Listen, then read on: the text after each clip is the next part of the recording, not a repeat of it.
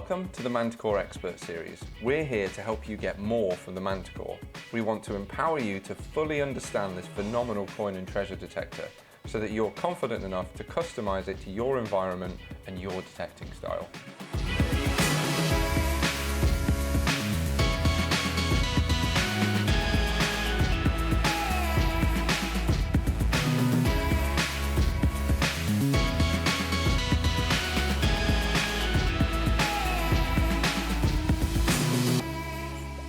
Hello everybody, welcome back. Welcome to episode 4 of the Manticore Expert Series.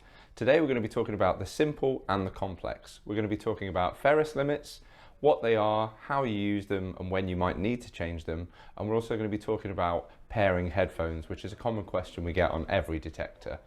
So let's begin with ferrous limits.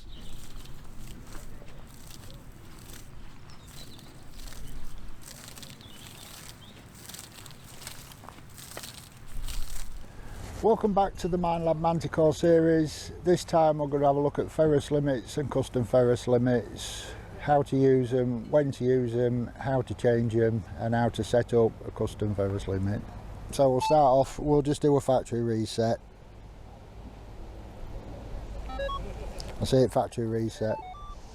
So ferrous limits, they can be found, you press the center button, the settings button, and you go all the way up to that screen. It says ferrous limits on it. So what are ferrous limits? They're what the detector actually classifies as iron. So anything ferrous, iron will fall in the ferrous limits. There's two types. We'll start with the upper type, the upper ferrous limits. They're the small iron, the general stuff you find in the ground, screws, nails, flaky bits.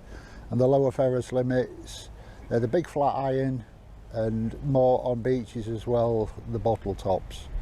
So we'll look at both and how you set them both up to improve your detecting.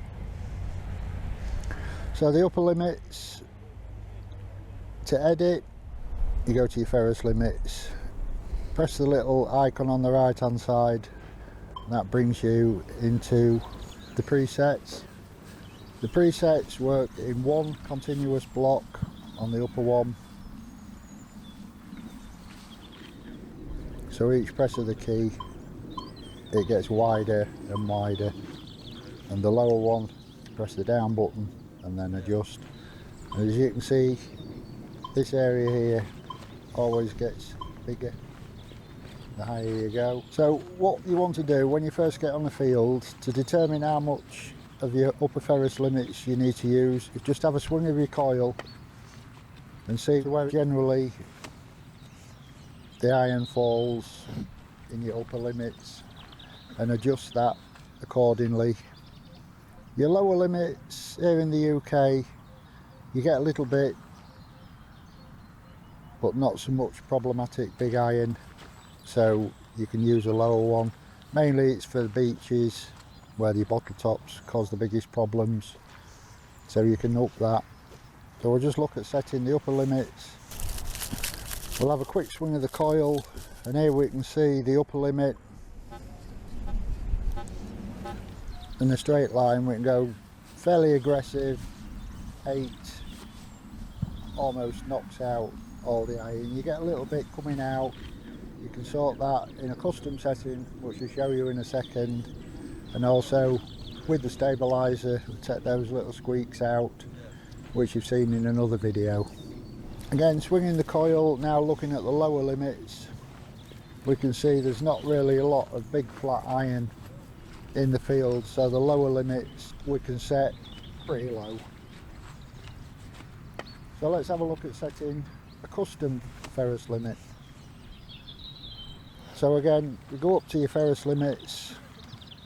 You've got your presets on the first black mark, custom 1, custom 2, custom 3 and custom 4. Now you can set each one of these individually, so you've got 4 custom ferrous limit settings.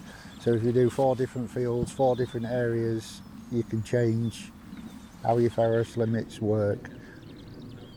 So we'll look at setting a custom 1. So again, click your left and right arrow to get it to custom 1. Press the edit button. Now you come up with that screen. It's a screen you had before, but now you've got a series of dots and sections where you can edit your limits. So for example, say on this field the problem area was there, where we're getting a lot of feedback falling out of the upper limit. We can press the edit button, move that section down slightly, and just keep swinging the coil till we cover that section. And if we're confident that there's going to be no iron in another section, for example that section, we can edit that one and we can lift that back up. Again, we can go to the one next to it, edit it and do that. So you're creating a custom upper ferrous limit. Again, we go back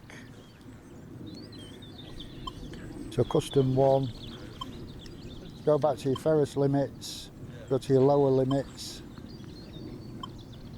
We're going to change the lower custom ferrous limit. So now custom one we can edit to suit where we're detecting. Again, this not only works on the big iron and bottle tops, you can also use it along sea walls where you've got the rebar curling in, and generally it falls in this lower area, so you could edit that to deal with the sea wall or any other problematic things. And again, you can save them in any of your custom limits. Another way of doing it was an example we had a short while ago where we was at a horse jumping event and a horse had kicked over some fancy iron fittings that go on his thing. So we found one, and then we set up a custom ferrous limit which blanked out everything by the iron target we was looking for.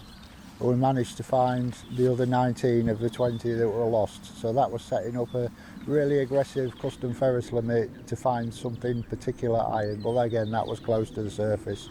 But that proves that if you set up your custom ferrous limits, you can find anything. Again, all your ferrous limits are site dependent, so if you're new to a site, work with the preset limits and just adjust the upper and lower ones to suit where you're working. Brilliant. So here are some key takeaways from Paul's demonstration.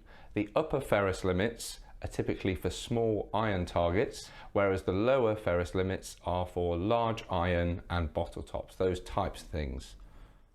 Right, now on a very common question we get, how to pair your headphones. We're going to head over to Truls and he's going to show you how to do it, and he's also going to give you a really good tip which is going to help the machine stay paired with the headphones once you've achieved it. Let's head over to Truls. Hi guys, so I'm here now today and I'm going to show you how to successfully pair your headphones, and I'm also going to show you a common mistake people usually do. How to pair your headphones. First of all, long press on the power button until you see a blue and red flashing lamp. Then long press on the wireless button until it starts flashing in your display. Now it's in pairing mode. Search for each other and there it's paired. Easy as that.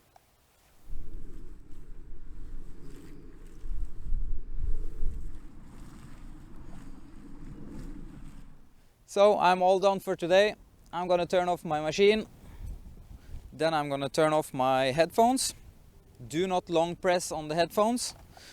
Next time you're out, turn on your headphones first, short press, and then you turn on your machine and then you're all set. It's gonna connect fast and easy. Great tip there from Truls. First tip he gave was not to depress the button for too long. If you depress that headphone button for too long, you're going to enable pairing mode again and it's trying to find the detector again. So that's a common problem. And the other tip he gave was ensure that you turn off your detector first. Once you finish detecting, detector off, then your headphones. And when you come to redetect again, when you want to go out in your next session, headphones on and then detector. Right, thank you very much for joining us today. We've got loads more great Manticore content coming, so please like and subscribe. In our next episode, we'll be covering soft keys and also discrimination. So thank you very much, and we'll see you on the next episode of the Manticore Expert Series. Bye-bye.